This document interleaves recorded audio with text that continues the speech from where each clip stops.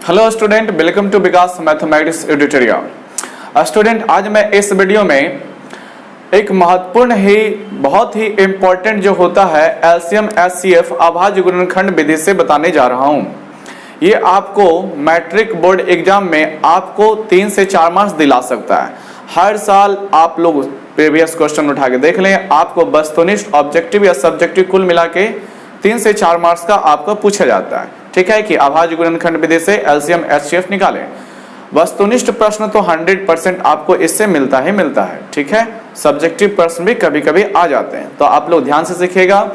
और हाँ स्टूडेंट, अगर जो वीडियो आपको बढ़िया लगेगा तो लाइक और सब्सक्राइब जरूर कर लेंगे। ठीक है, चलिए देखिए मेरा क्वेश्चन है। आप लोग हाँ एनसीईआरटी का बुक रखे हुए हैं तो निकाल सकते हैं। आपका प्रश्नावली 1.2 को हम आज हल करने वाले हैं। देखिए, तो सबसे पहले वस्तुनिष्ठ प्रश्न में हम का टाइप का क्वेश्चन देखेंगे। इसमें आपको कहा गया निम्नलिखित संख्याओं को अभाज्य गुणनखंड के रूप में लिखें। हमें यहाँ पर एलसीएम एचसीएफ नहीं निकालना है, हमें केवल अभाज्य गुणनखंड के रूप में लिखना है। देखेंगे आगे इसके बाद। ठीक है, तो देखिए बहुत सारे स्टूडेंट दोस्त लोग जानते होंगे, ये कोई बड़ी सी चीज नहीं है, फिर भी बस थोड़ा सा समझा देते हैं। आपको 140 का बताया गया है अभाज्य गुणनखंड रूप में निकालने के लिए, तो आपको कुछ नहीं करना है डियर स्टूडेंट, आपको बस 140 जो है आपका गुणनखंड इसी तरह से निकाला जाएगा। सबसे छोटा संख्या 2 से लग रहा है, 2 से लगाएंगे। 5 से भी लगा सकते हैं, डायरेक्ट लगा सकते हैं। ठीक है, जब आपको छोटी संख्या से लग रहा है तो उसी से पहले लगाएं। ठीक है, फिर आप 2 से लगाएंगे तो 35 हुआ, फिर आप 5 से लगाएंगे तो 7 हुआ। अब हमें लगाने से कोई फायदा नहीं है। ठीक है, तो मेरा अभाज्य गुणनखंड जो आ जाएगा इसका 2 गुना 2 गुना 5 गुना 7। और देखिए दोस्तों, 2 गुना 2 गुना 2 गुना 5 गुना 7 आप लोग बोल सकते हो, लेकिन अगर जो एक ही अभाज्य संख्याएं जो है रिपीटेड हो रही है तो वो कितनी बार हो रही है उसका पावर चढ़ा के लिखिएगा। 2 बार आया है तो हम लोग लिख सकते हैं 2 का स्क्वायर गुना 5 गुना 7। ठीक है, ये आपका अभाज्य गुणनखंड के गुणनफल के रूप में हो गया। सेकेंड क्वेश्चन है दोस्तों 156, कितना है 156। तो 156 को आप 2 से लगाएंगे, 7 दूनी 14, 8 दूनी 16, फिर 2 से लगाएंगे 3 दूनी 100 और फिर 9 दूनी 18। फिर आप लोग दोस्तों 3 से लगा दें तो 13 3 39 होता है। फिर यहाँ भी आपका 2 गुना 2 गुना 3 गुना 13 होगा, तो इसको हम लोग आराम से लिख सकते हैं 2 का स्क्वायर गुना 3 गुना 13। आपका यही जो है अभाज्य गुणनखंड के रूप में रह गया। नेक्स्ट आइए, तो मेरे पास है 3845 25। 3825 को हम लोग ध्यान से देखें, क्या आपका ये 3 से लगेगा? तो 3 से लगने के लिए देखिए 2 से तो पक्का नहीं लगेगा दोस्तों, क्योंकि लास्ट में 5 है। 3 से लगने के लिए क्या होना चाहिए, अंकों को जोड़ लें। अगर जो अंकों को जोड़ने के बाद योगफल 3 से कटता है तो ये पूरी संख्या भी आपका 3 से 100% कटेगा। देखिए 8 3 11, 11 2 आपका हो गया 13, 13 5 18, 18 3 से कट रहा है तो आपका पक्का ये 3 से कटेगा। देखिए 3 से लगाएंगे, 3 एकम 3 हो गया, 3 दूना 6 हो गया दोस्तों। फिर आपका 22 रह गया होगा, 3 7 21, 3 5 15। फिर देखिए 3 से लगेगा क्या, हाँ ये भी लगेगा, क्योंकि 7 5 12, 12 2 14, 1 15। ठीक है, तो 3 से 15 कट जाता है तो ये संख्या भी 3 से कटेगी। 3 चौके 12 हो गया और 25 3 75 हो गया दोस्तों। और भी कटेगा क्या, 4 2 6 6 5 11। अब 11 जो होता है 3 से नहीं कटता है तो ये संख्या भी 3 से आपका नहीं कटेगा। चलिए तो फिर आगे देखते हैं। 3 के बाद तो 4 से भी नहीं कट रहा है, 5 से लगाइए। ठीक है, तो 5 से लगाएंगे तो 5 8 40 और फिर 5 5 25 हो गया। फिर 5 से लगाएंगे तो 5 से लगाएगा तो 17 25 85 हो जाता है। तो देखिए स्टूडेंट, आपके पास कितना गुणनखंड आएगा, 3 गुना 3 गुना 5 गुना 5 गुना 17। तो 3 2 बार तो 3 का स्क्वायर। ठीक है, क्या हो जाएगा इसका 3 का स्क्वायर गुना 5 2 बार तो 5 का स्क्वायर, फिर लास्ट में आपका केवल 17 रह जाएगा। ठीक है, आपका ये अभाज्य गुणनखंड का गुणनफल का फॉर्म हो गया। फिर आप लोग बढ़ें तो 5005 है, आप इसको कितना से लगाएंगे दोस्तों? 2 से तो लगेगा नहीं, 3 से लगेगा क्या? 3 से लगाने के लिए आपको बताया गया है अंकों का योगफल 3 से विभाजित होना चाहिए, लेकिन जोड़ दें तो 5 5 10 हो जाता है। 3 से नहीं लगेगा, 4 से भी नहीं लगेगा, 5 से लग सकता है। ठीक है, इकाई अंक जब 5 है तो 5 से लगेगा, तो 5 से लगाएंगे दोस्तों तो ये 1 हो गया 00 और फिर ये भी 1 हो गया। अब कितना से लगाइएगा, 5 से तो अब नहीं लगेगा। ठीक है, 600 तो नहीं लगेगा, 7 से लगा के देखें। देखिए 7 से लगाते हैं तो 7 एकम 7, फिर बच जाएगा आपका 3 पर 0 30 और फिर 7 चौके 28। हाँ 7 से कट रहा है दोस्तों, 7 से लगाएंगे तो 7 एकम 7 हो गया, फिर आपका बच रहा है 30, तो 7 चौके 28, फिर आपका 7 तिया 21 हो गया। ठीक है, अब आपका कितना से लगाए तो देखिए 7 से फिर लगेगा क्या, 7 दूनी 14, फिर 3 बच रहा है, नहीं लगेगा। ठीक, 8 से नहीं लगेगा, 9 से भी नहीं लगेगा, 9 से लगने के लिए योगफल जो है 9 से कटना चाहिए, 9 से भी नहीं लगेगा। आप लोग देखें तो 11 से लगेगा, तो 11 एकम 11, फिर आपका 3 और 3 33, तो 11 तिया 33। अब आपका आगे नहीं लगाया जा सकता है। ठीक है, तो आपका 5 गुना 7 गुना 11 गुना 13 कितना हो जाएगा, 5005 का 5 गुना 7 गुना 11 गुना 13। ठीक है, अब लास्ट जो है आपका दोस्तों 74 29 है।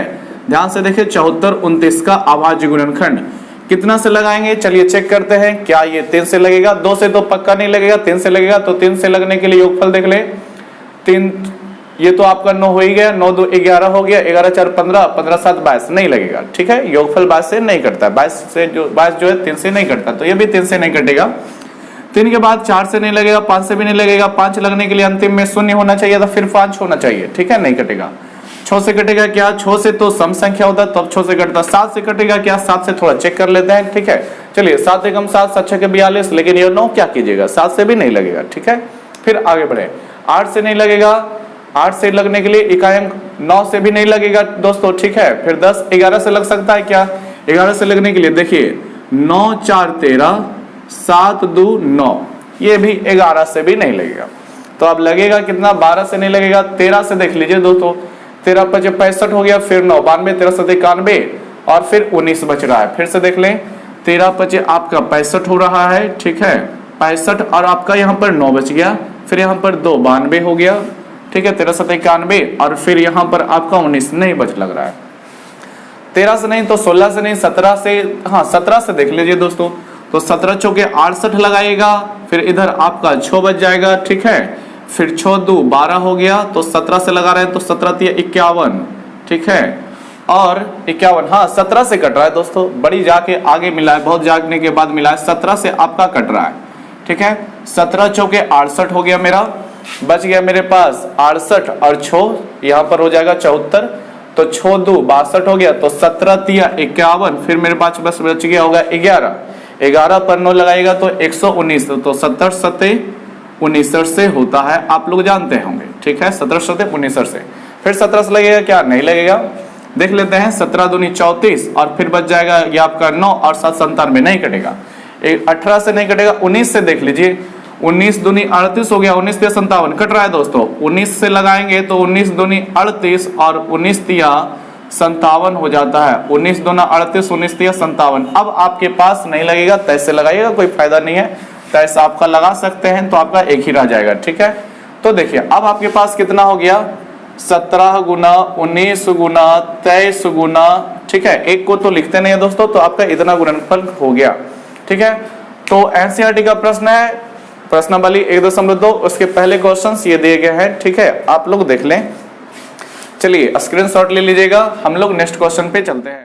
अब देखिए दोस्तों, मैं आपको अभाज्य गुणनखंड विधि से एलसीएम एचसीएफ निकालने के लिए सिखाता हूँ। देखिए दोस्तों, बोला गया है अभाज्य गुणनखंड विधि से एचसीएफ तथा एलसीएम निकालना। इसके लिए थोड़ा सा आपको भाषा ध्यान रखना है, थोड़ा सा भाषा ध्यान रखना है, बाद में प्रैक्टिस कराएंगे तो वो भाषाएं अपने आप आपको ध्यान में आ जाएगी। बोलता है अगर जो आपको एचसीएफ निकालना है, ठीक है, संख्याओं का क्या निकालना है, एचसीएफ, तो उसके लिए संख्याओं का अभाज्य गुणनखंड में, यानी आपको यहां से क्या पता चला कि जो भी संख्याएं रहेगी उसका पहले हमें अभाज्य गुणनखंड निकालना होगा।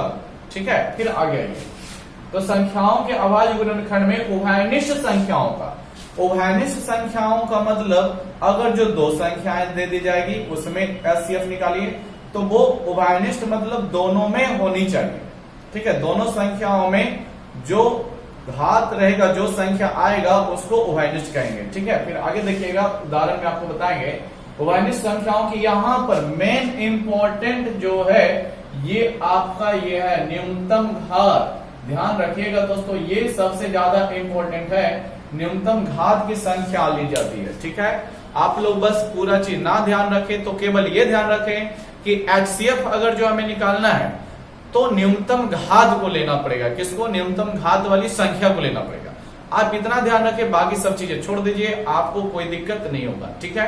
और वहीं जब एलसीएम निकालिएगा दोस्तों तो सब चीज वही आएगा, इसमें आएगा उभयनिष्ठ संख्याओं की, ध्यान से देखिए, उभयनिष्ठ संख्याओं की अधिकतम घात, गौर से समझिएगा दोस्तों, उभयनिष्ठ संख्याओं की अधिकतम घात एचसीएफ में था आपका न्यूनतम घात, एलसीएम में आपका आ जाता है अधिकतम घात। लेकिन इसके बाद भी देखिए अधिकतम घात तथा शेष बची संख्या, यहां पर गौर कीजिएगा, शेष बची संख्या मतलब जो संख्याएं उभयनिष्ठ होगा उसका अधिकतम घात तो देखना ही है, और जो संख्या उभयनिष्ठ नहीं होगा तो उसी को शेष बची संख्या बोला गया है, ठीक है। उसका भी हमें संख्याओं को लेकर के गुना करना पड़ेगा, वही मेरा एलसीएम निकल जाएगा। तो देखिए मेरा पहला उदाहरण है 96,404 का, ठीक है। चलिए आइए हम इसका एलसीएम एचसीएफ दोनों निकालते हैं, ठीक है। तो पहले हमें गुणनखंड निकालना पड़ेगा, तो 96 को लगाइएगा 2 से, तो 48 दूना 96 आप लोग जानते होंगे, फिर 2 से लगाएगा 24 हो गया, फिर 2 से लगाएगा 12 हो गया, फिर 2 से लगाएगा 6 हो गया, फिर 2 से लगाएगा दोस्तों 3 हो गया, ठीक है। तो हम लोग बोल सकते हैं कि 96 का जो अभाज्य गुणनखंड मिला है 1 2 3 4 5, यानी 2 का पावर 5 गुना 3 मिला है, ठीक है दोस्तों। फिर आप लोग देखें 404 का कितना मिल जाएगा, तो 404 का भी अभाज्य गुणनखंड पहले निकाल लेंगे, तो कितना से लगाइएगा 2 से, ठीक है, लगाइए 202 बच गया। फिर कितना से लगाएंगे 2 से 101 बच गया। अब 101 किसी और से लगता है, नहीं लगता है, तो आपका 404 का 2 का पावर 2 गुना 101 रह गया। अब समझिए हमें निकालना है एचसीएफ पहले, ठीक है। तो एचसीएफ निकालेगा किसका किसका, 96 और 404 का। तो एचसीएफ का रूल आप ध्यान कीजिए, क्या बोलता है, उभयनिष्ठ संख्याओं की न्यूनतम घात। आप केवल ये ध्यान रखें उभयनिष्ठ संख्याओं की न्यूनतम घात, तो उभयनिष्ठ मतलब जो संख्या आपका 96 का भी गुणनखंड में है और जो 404 का, तो ऐसा संख्या आपको 2 दिखता होगा, ये आपका 2 96 में भी आ गया है और 404 में भी आया, समझिए दोस्तों। तो उभयनिष्ठ मतलब यही हुआ कि आपका 2 जो है 96 में भी है, 2 जो है 404 में भी, तो 2 का पावर जो भी है 2 आपका यहाँ पर उभयनिष्ठ है। लेकिन दोस्तों 3 आपका 96 में आता है, 404 में 3 आया नहीं आया, तो ये आपका उभयनिष्ठ नहीं है। ये शेष बची संख्या यही हो जाएगी जो कि हम एलसीएम में यूज करेंगे शेष बची संख्या का, ठीक है। और देखिए क्या 101 भी दोनों में है, नहीं है, तो 101 भी मेरा उभयनिष्ठ गुणनखंड नहीं हुआ, ठीक है। तो आप लोग समझे, आप एचसीएफ निकालना चाहते हो तो एचसीएफ में बोलता है उभयनिष्ठ संख्याओं की न्यूनतम घात। अब न्यूनतम मतलब छोटा, ठीक है, सबसे छोटा, और अधिकतम मतलब सबसे बड़ा होता है। तो हमें न्यूनतम लेना है, तो 2 का पावर 5 यहाँ पर है और 2 का पावर 2 यहाँ पर है। किसका घात न्यूनतम है, 5 न्यूनतम है कि 2 न्यूनतम, न्यूनतम मतलब छोटा, तो 2 का पावर 2 ही ना न्यूनतम है दोस्तों। तो 2 का पावर 2 यानी कि 4 आपका जो है इस क्वेश्चन का 96 404 का एलसीएम हो जाएगा। कितना हो जाएगा 4। और वहीं जब एलसीएम निकालिएगा, सॉरी एचसीएफ 404 हो गया, एलसीएम निकालेगा तो देखिए क्या बोलता है, एलसीएम बोलता है क्या, अधिकतम घात की संख्या तथा शेष बची संख्या। अधिकतम घात आपका 2 का पावर 5 होगा, ठीक है। उभयनिष्ठ जो है 2 2 है, तो 2 का पावर 2 तो ये छोटा हो गया, न्यूनतम में चला गया, 2 पर पावर 5 आपका बड़ा है। अधिकतम मतलब बड़ा समझे और न्यूनतम मतलब छोटा समझे, सबसे बड़ा अधिकतम और सबसे छोटा न्यूनतम। तो सबसे बड़ा आपका 2 का पावर 2 की 2 का पावर 5, तो 5 के कारण 2 का पावर 5 मेरा अधिकतम घात हुआ। तो 2 का पावर 5 तो लेंगे ही लेंगे, अधिकतम घात तो लेंगे ही लेंगे। क्या बोला है, शेष बची संख्या भी लीजिएगा। शेष बची संख्या मतलब कौन, शेष बची संख्या आपका 3 जो 96 में 404 में है, नहीं, तो 3 ही आपका शेष बची संख्या, आपको इसको भी लेना पड़ेगा दोस्तों। फिर उसी प्रकार 101 भी मेरा 404 में 96 में नहीं है, तो आपको इसको भी लेना पड़ेगा, यही आपका शेष बची संख्या है। फिर आप इतना का गुना कीजिए, ठीक है। तो 2 का पावर 5 कीजिएगा तो 32 3 96 हो जाएगा, और 96 में जब 101 को गुना कीजिएगा तो 9696 आएगा। कितना आएगा दोस्तों, 9696 आएगा।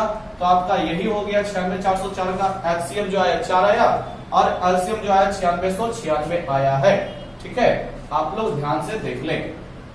अब हम लोग चलते हैं नेक्स्ट क्वेश्चन पे, जो कि मेरा 26 और 91 है। ध्यान से समझिएगा दोस्तों, 26 और कितना का 91 का। तो 26 का आपको फिर यहाँ भी एलसीएम गुणनखंड तो निकालना ही पड़ेगा, गुणनखंड के बगैर सॉल्यूशन नहीं होगा। तो देखिए 26 है, 26 का गुणनखंड निकालिएगा तो 2 गुना 13 मिलेगा। कितना मिलेगा दोस्तों? 2 गुना आपका 13 मिलेगा। और 91 का निकालिएगा तो कितना मिल जाएगा आपका? 7 गुना 13 मिलेगा। आप लोग जानते हैं 13 श्रुते 91 होता है। कितना मिलेगा? 7 गुना आपका 13 मिलेगा। ठीक है, अब आपको एचसीएफ चाहिए। क्या चाहिए? एचसीएफ। गौर से देखिएगा, एचसीएफ आपको चाहिए। तो एचसीएफ में क्या बोलता है? न्यूनतम घात की संख्या। न्यूनतम घात मतलब उभयनिष्ठ आना चाहिए, उभयनिष्ठ संख्याओं में न्यूनतम घात। उभयनिष्ठ मतलब फिर यानी कि दोनों में जो हो। तो आपका 13 13, 26 में भी 13, 26 में भी 13, 91 में भी 13 आ गया। तो इसमें न्यूनतम घात को कैसे पहचानेगा? क्योंकि यहाँ भी घात कुछ नहीं तो यहाँ भी घात कुछ नहीं तो ऐसी स्थिति में जब बराबर घात आता है जिसमें हम छोटा बड़ा का निर्णय नहीं कर सकते, तो न्यूनतम भी यही हो जाएगा और अधिकतम भी यही हो जाएगा। ठीक है, तो एचसीएफ में हमें न्यूनतम घात चाहिए, तो न्यूनतम घात आपका 13 पर पावर 1 वाला यानी कि 13 आ गया। ठीक है, अब एलसीएम आ जाएगा। एलसीएम निकालेगा तो क्या हो जाएगा? तो एलसीएम के लिए बोलता है कि अधिकतम घात की संख्या तथा शेष बची संख्या। अधिकतम भी आपका 13 का पावर 1 ही लेना पड़ेगा। ठीक है, 13 का पावर 1 ले लिए, लेकिन शेष बची संख्या भी लीजिएगा। तो शेष बची संख्या जैसे 2 और 7 ये उभयनिष्ठ नहीं है, उभयनिष्ठ मतलब दोनों में नहीं है। ठीक है, फिर भी हमको इसको भी ले लेना पड़ेगा, 2 को भी और 7 को भी। तो कितना हो जाएगा डियर स्टूडेंट? फिर 91 दूना गुना कीजिएगा तो आपका 182 आएगा। ठीक है, तो आपका एलसीएम एचसीएफ हो गया 13 और एलसीएम हो गया 182। ठीक है, फिर आप लोग आगे देखिए 510 और 92 में आ जाए। 510 और 92 में आ जाए तो 510 का पहले निकालिएगा गुणनखंड। तो ठीक है, 510 का निकालिएगा कितना हो जाएगा? 2 देख लीजिए, 2 से पहले लगा देंगे तो 25 दूना और फिर 5 दूना। ठीक है, फिर 5 से लगाइएगा, क्या 3 से लगेगा? हाँ 3 से अभी कट रहा है, तो 3 या 24, 3 5 15, फिर 3 से कटेगा क्या? नहीं कटेगा। आप लोग अब 5 से लगा दें तो 17 5 85। ठीक है, फिर आप 17 से लगाएंगे तो कोई फायदा नहीं है क्योंकि लास्ट में आप लोग एक ही तो बचा रहे हैं। ठीक है, तो यहाँ पर 510 का जो हुआ 2 गुना 3 गुना 5 गुना 17 हो गया इसका अभाज्य गुणनखंड। ठीक है, और 92 का फिर निकालेंगे, कितना का? 92 का, तो 2 से लगाएंगे तो 48 46। ठीक है, तो आपका इसका अभाज्य गुणनखंड निकालें तो 2 का स्क्वायर गुना आपका आ जाएगा 23 दूना 23 चौका 92, तो 23 आ जाएगा। ठीक है, 2 का पावर 2 गुना 23 इसका गुणनखंड आएगा 92 का। ठीक है, फिर आप लोग क्या करें? एचसीएफ चाहिए। ठीक है, आ जाइए एचसीएफ के लिए। तो एचसीएफ में क्या बोलता है? न्यूनतम घात। तो न्यूनतम घात किसका? उभयनिष्ठ संख्याओं की न्यूनतम घात। तो उभयनिष्ठ मतलब कौन कौन दोनों में है? तो देखिए 2 ही ना ऐसा है जो 510 में भी आया और 92 में भी आया। ठीक है, इस 2 का पावर 1, इस 2 का पावर 2।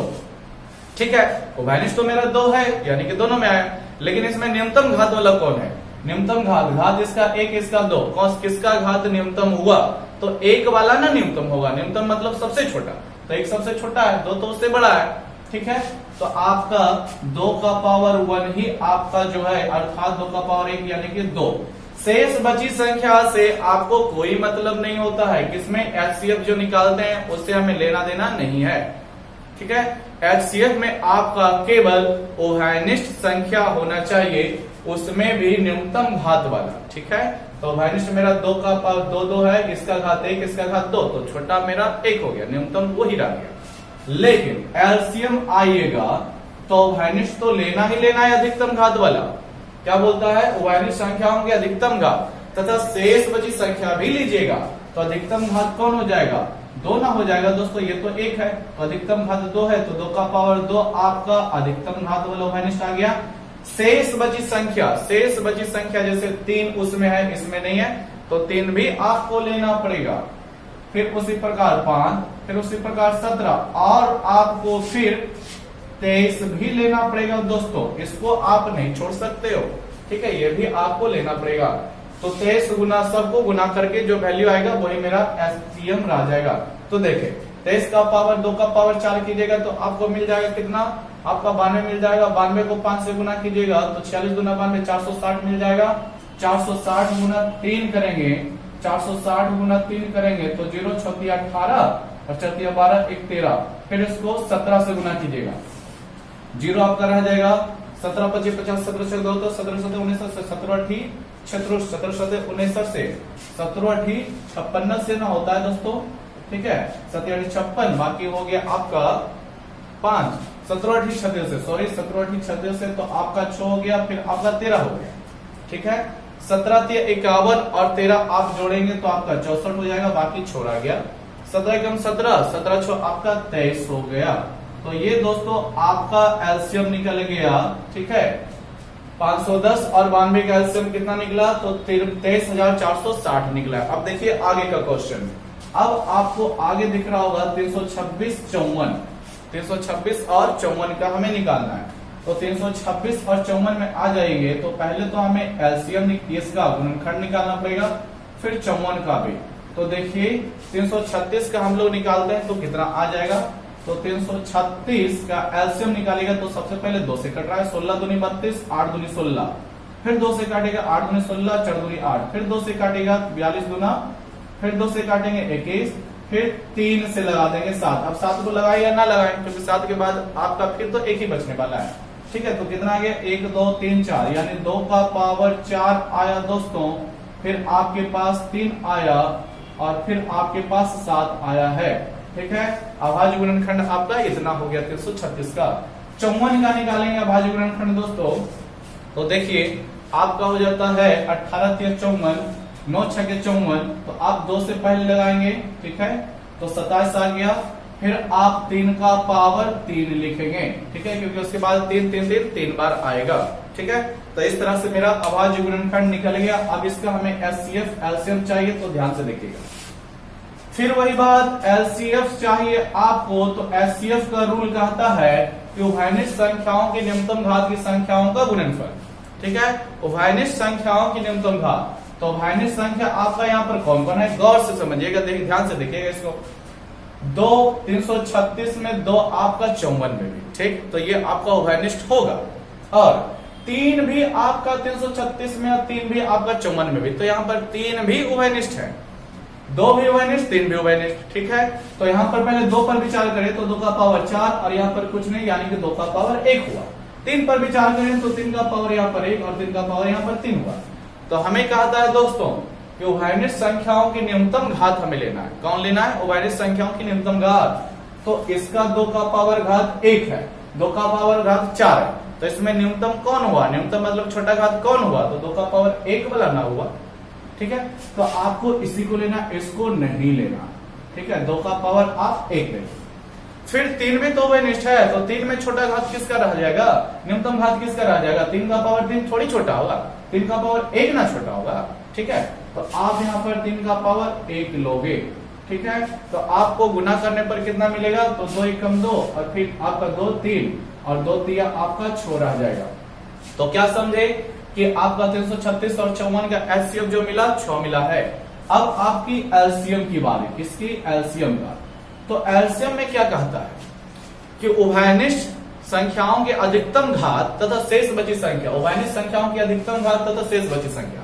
तो अधिकतम घात कौन होगा? 2 का पावर 1 की 2 का पावर 4, तो 2 का पावर 4 ना अधिकतम हो जाएगा। अधिकतम मतलब बार बार बोल रहे हैं बड़ा वाला बार, तो 2 का पावर 4 लेंगे। 3 का पावर 3 अधिकतम है कि 3 का पावर 1 अधिकतम है? तो 3 का पावर 1 अधिकतम है। इसके अतिरिक्त शेष बची संख्या, शेष बची संख्या यानी जो उभयनिष्ठ नहीं था, तो ऐसी संख्या मेरे पास 7 है जो 336 में था, 54 में नहीं था। फिर भी आप एलसीएम निकाल रहे हो तो एलसीएम का रूल कहता है इसको भी लीजिएगा। देखिए दोस्तों, अब इसका सॉल्यूशन करेंगे। 2 का पावर 4 आपको 16 दे देगा, 16 3 48 और 48 सत्ते कितना हो जाएगा डियर स्टूडेंट? तो 8 सत्ते 56 बकिया 5 हो गया, 7 चौके 28 5 33 हो गया। तो ये देखिए 336 ही आपका इसका एलसीएम रह गया है, ठीक है। 336 ही आपका क्या रह गया? एलसीएम रह गया। तो उम्मीद करते हैं दोस्तों आप लोग जो है अभाज्य गुणनखंड विधि से एलसीएम एचसीएफ निकालने के लिए सीखे होंगे। तो देखिए अभी हम जो भी क्वेश्चंस लिए हैं वो 2-2 संख्या का ही क्वेश्चंस है, ठीक है। लेकिन अब आगे जो हम लेते हैं वो 3 संख्याओं का लेते हैं। ध्यान से समझिएगा, तो आप लोग ध्यान से देख लीजिए रूल को, यही रूल रहेगा, कोई नियम कानून नहीं बदलेगा। यहाँ पर 2-2 संख्याओं का हम क्वेश्चन सॉल्व कर रहे थे। अब आगे आपको दिखाते हैं 3-3 संख्या तीन संख्या आ जाए या उससे ज्यादा चार संख्या भी आ सकता है दोस्तों, कोई दिक्कत नहीं। आपको बस नियम फॉलो करना है कि एचसीएफ बोलेगा तो न्यूनतम घात वाली संख्या, एलसीएम बोलेगा तो अधिकतम घात वाली संख्या के अतिरिक्त शेष बची संख्या भी, और दोनों में ध्यान रखिएगा कि उभयनिष्ठ दोनों में रहे। ठीक है, देखिए आपको हम अगला उदाहरण लेते हैं तीन तीन संख्याओं का। ठीक है, देख लीजिएगा, एनसीईआरटी का बुक है। पहला क्वेश्चन है 12, 15 और फिर 21। कितना है? 12, 15 और 21। चलिए इसी का पहले करते हैं। ठीक है, आप लोग 12 का पहले गुणनखंड निकालेंगे तो 2 दूनी 4, 4 दिया 12, यानी 2 का पावर 2 और गुना 3 इसका गुणनखंड आएगा। 15 का निकालेंगे तो 3 बचे आपका 15 रह जाएगा। 21 का निकालेंगे तो 3 सते आपका 21 रह जाएगा। आपको क्या चाहिए? पहले हमें एचसीएफ चाहिए। तो एचसीएफ चाहिए तो एचसीएफ के लिए क्या रूल बोलता है कि उभयनिष्ठ संख्याओं के न्यूनतम घात। उभयनिष्ठ मतलब अब 3 संख्या ना है दोस्तों, 12, 15, 21, तो तीनों में जो रहेगा वो उभयनिष्ठ कहलाएगा। देखिए उभयनिष्ठ मेरे पास यहाँ पर कौन है? 2 आपका 12 में है लेकिन 15 में नहीं, 21 में नहीं, तो 2 आपका उभयनिष्ठ नहीं है। ठीक है, 3 12 में भी, 15 में भी, 21 में भी। देखिए यही आपका उभयनिष्ठ है, यही आपका क्या है डियर स्टूडेंट? उभयनिष्ठ है, यानी 3 जो है तीनों में है। 5 फिर आपका 15 में, बाकी दोनों में नहीं है तो उभयनिष्ठ नहीं है। 7 फिर 21 में, दोनों में, बाकी दोनों में नहीं है तो उभयनिष्ठ नहीं। तो हमें बोला गया है एचसीएफ में न्यूनतम घात। तो घात देख लीजिए, न्यूनतम किसका न्यूनतम है? घात किसका न्यूनतम है? तो 3 का पावर कुछ नहीं तो 1 आप लोग जानते हैं, यानी सबके पास तो 1 ही है। जब बराबर घात रहता है तो ऐसे में आपको न्यूनतम घात भी इसी को रखना है और अधिकतम घात भी इसी को रखना होता है। तो आपका एचसीएफ जो आएगा 3 ही रह जाएगा। ठीक है दोस्तों, कितना रह जाएगा एचसीएफ आपको? 3 ही आपका एचसीएफ रह जाएगा इस क्वेश्चन का। लेकिन अब एलसीएम की बारी, किसकी? एलसीएम की। तो देख लीजिए एलसीएम निकालेगा तो एलसीएम में बोलता है उभयनिष्ठ घात की अधिकतम घात की संख्या, उभयनिष्ठ संख्याओं की अधिकतम तथा शेष बची संख्या में। तो अधिकतम भी आपका 3 ही रह जाएगा क्योंकि घात बराबर है। ठीक है, तो घात बराबर की स्थिति में अधिकतम न्यूनतम यही रह जाता है। लेकिन शेष बची संख्या भी लीजिएगा, शेष बची संख्या मतलब 2 का पावर 2, 12 में, 15 में, 21 में नहीं है तो ये भी आएगा। ठीक है दोस्तों, फिर उसी प्रकार 5, 15 में, 21 वगैरह में नहीं है तो ये भी आएगा और 7 भी आएगा।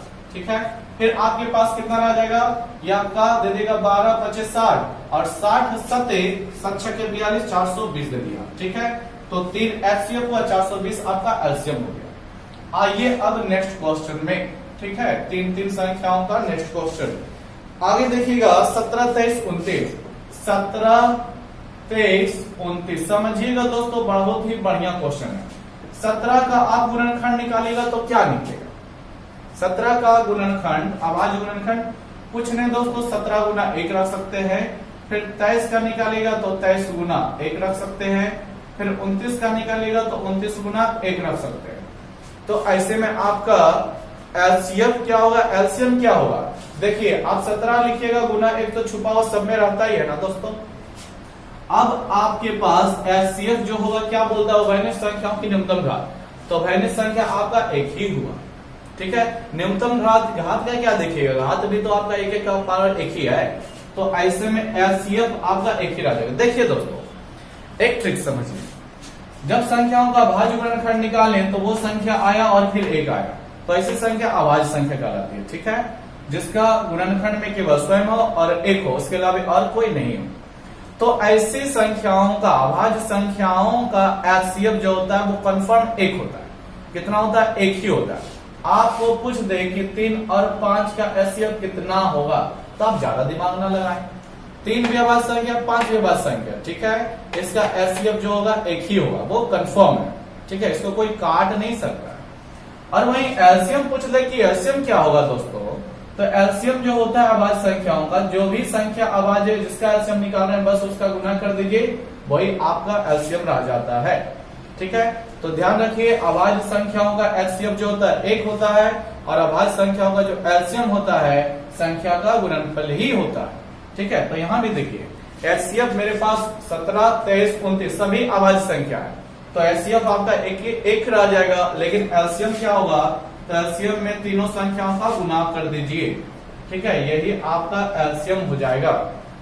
ठीक है, देखिए गुना करेंगे कितना हो जाएगा 17 3 आपका 51 हो गया, बाकी 5 बगे 17 दूनी 34, 5 आपका 39 हो गया। ठीक है दोस्तों, 39 29 को गुना करेंगे तो देखिए गुना करते हैं तो कितना आ जाएगा 391 और फिर 29, 9 रह जाएगा, 9 9 81 हो जाएगा, 9 3 27 ना होता है दोस्तों, और 27 8 कितना हो जाएगा 35 हो जाएगा, 2 होगा 18 होगा, फिर 2 6 एक आपका 7 रह जाएगा। ठीक है, फिर आपका 9 हो गया, 3 हो गया, 3 हो गया, 7 3 10 1 11 हो गया। आपको 11 3 3 9 यही आपका एलसीएम होगा। ध्यान रखिए दोस्तों, अभाज्य संख्याओं का एचसीएफ 1 होता है और एलसीएम जो होता है संख्याओं का गुणनफल ही हो जाता है। ठीक है, या फिर आप नियम पालन भी कीजिए। ठीक है, देखिए एलसीएम में क्या बोलता है, उभयनिष्ठ संख्याओं के अधिकतम घात, तो उभयनिष्ठ तो मेरा 1 है, तो 1 ले भी लीजिएगा तो कोई फर्क नहीं पड़ेगा ना, क्योंकि 1 गुना किसी भी को भी करेंगे तो संख्या ही बचती है। आपका उभयनिष्ठ है सब में, ठीक है, 1 लीजिए, लेकिन शेष बची संख्या आपको 17 भी लेना पड़ जाएगा, 13 भी, 23 भी और 29 भी ना लेना पड़ जाएगा दोस्तों। ठीक है, तो इन संख्याओं का गुणनफल जब करोगे तो डायरेक्ट आपको इसी संख्या का सीधी सी बात मिल गया। तो ध्यान रखें कि अभाज्य संख्याओं का मासा जो होता है एचसीएफ होता है वो 1 होता है, और एलसीएम जो होता है वो संख्याओं का गुणनफल ही होता है। ठीक है, और देखिएगा और भी देखें 8 9 23 25 का। ठीक है, आप लोग ध्यान से देखें। ठीक है, 8 9 और हमें 25 बोला है, ध्यान से समझे दोस्तों। 8 का अभाज्य गुणनखंड 2 का पावर 3 मिलेगा, 9 का अभाज्य गुणनखंड 3 का पावर 2 मिलेगा, 25 का अभाज्य गुणनखंड 5 का पावर 2 मिलेगा। ध्यान से देखिए, ऐसी संख्या है आपके पास जो है एचसीएफ खोजिएगा, क्या मिलेगा, अभाज्य गुणनखंड, अभाज्य संख्या तो है नहीं, 8 भी आपका भाज्य, 9 भी भाज्य, सभी भाज्य है, तो ऐसे में एचसीएफ आपका क्या हो जाएगा। तो देखिए एचसीएफ का रूल बोलता है न्यूनतम संख्याओं की उभयनिष्ठ संख्या, तो उभयनिष्ठ तो कुछ है नहीं, यहाँ पर 2 है, यहाँ पर 3 है, 5 है, उभयनिष्ठ तो यहाँ पर है ही नहीं, तो क्या एचसीएफ नहीं निकलेगा, निकलेगा, क्योंकि जहां कुछ 1 नहीं होता है वहां पर आपका 1 छुपा होता है।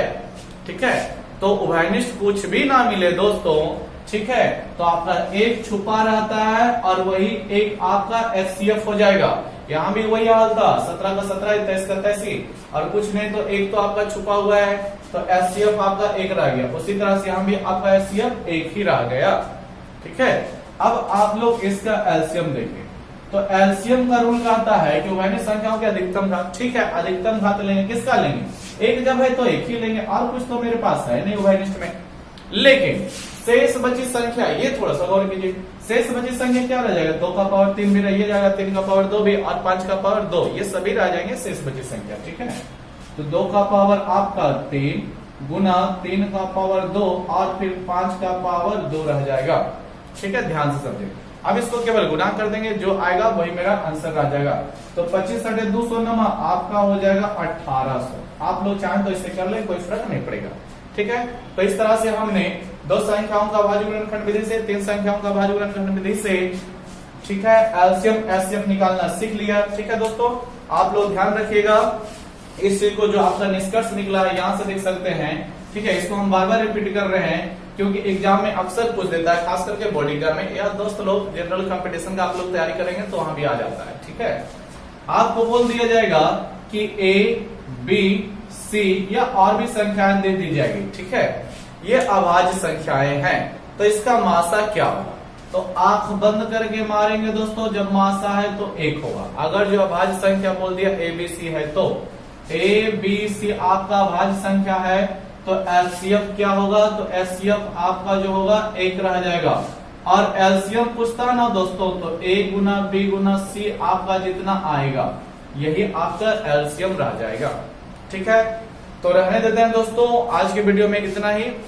उम्मीद करते हैं काफी कुछ आप लोग सीखे होंगे, और बुक रहे आपके पास तो प्रैक्टिस कर ले, बहुत सारे क्वेश्चंस दिए गए हैं। ठीक है, नेक्स्ट वीडियो में हम आपको एलसीएम एचसीएफ की जांच करने के लिए बताएंगे। ठीक है, अभाज्य गुणनखंड विधि से पहले हम उसको निकालेंगे, फिर उसका जांच करेंगे। ठीक है, तो उम्मीद करते हैं ये समझ में आया होगा वीडियो में जो भी क्वेश्चंस को डील किया गया है। वीडियो को लाइक कीजिए, दोस्तों में शेयर कीजिए, और सब्सक्राइब करना तो एकदम ना भूलें। ठीक है, मिलते हैं नेक्स्ट वीडियो में।